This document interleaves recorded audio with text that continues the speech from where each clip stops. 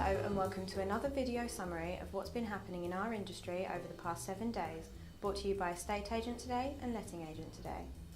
First off this week is the NIFES position of the housing market. We've had a series of reports from agents including Sanfords, Jackson Stops and Staff, and the mortgage lender Halifax, all saying that prices are set for a dip next year. Market confidence is low too, caused at least partly by the uncertainty over the results of next year's general election and the possibility of more property taxes.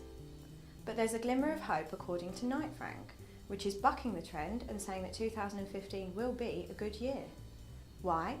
Knight Frank says the number of households is growing far more rapidly than the number of new homes being built. The result is more demand, and so prices stay strong, whatever the politicians do.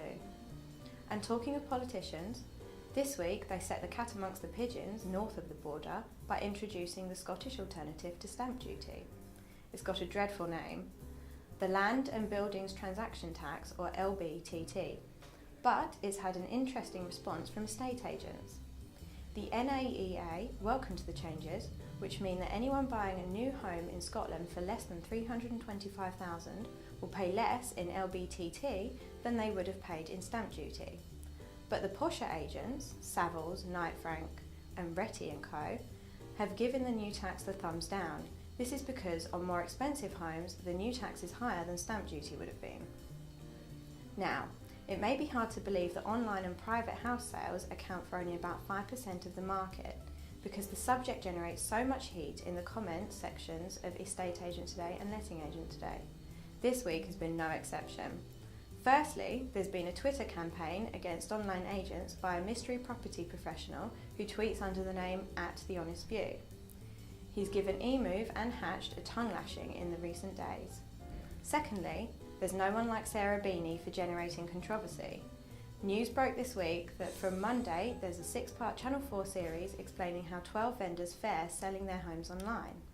We'll be interested to see if Sarah sticks to her promise not to plug her own service, tepilo, which operates partly as a private sales website and partly as an online agent. Over on the letting side of our industry this week, there have been many accounts of agents and landlords hauled before the courts on offences ranging from fraud to letting out overcrowded homes. There's also been criticism of the private rented sector's regulation this week from Kiz Lettings.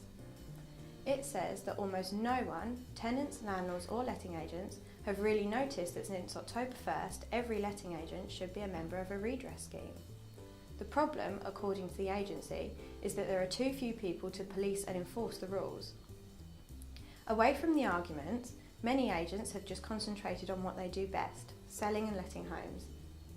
There's been news of a minor rebranding for Hunters, the opening of the 4th new Marsh & Parsons branch in London this year, and yet another new branch for BELVOIR, this time in Newbury. And finally, we ask you the question, how long does a typical tenant take to choose which property to rent? Many agents escorting would-be tenants from property to property will probably answer too long. But a new survey out this week says 1 in 7 tenants do not view the property at all. Instead, they just see it online and go for it. The results of the survey, from a website called Rental Raters, may not ring true with many agents, but if 1 in 7 tenants really never did even visit, it would mean more time off for letting agents. Okay, that's it for this week. Before we go, a reminder, the industry's top news stories appear every weekday on Estate Agent Today and Letting Agent Today, so log in to stay informed. We'll see you next time.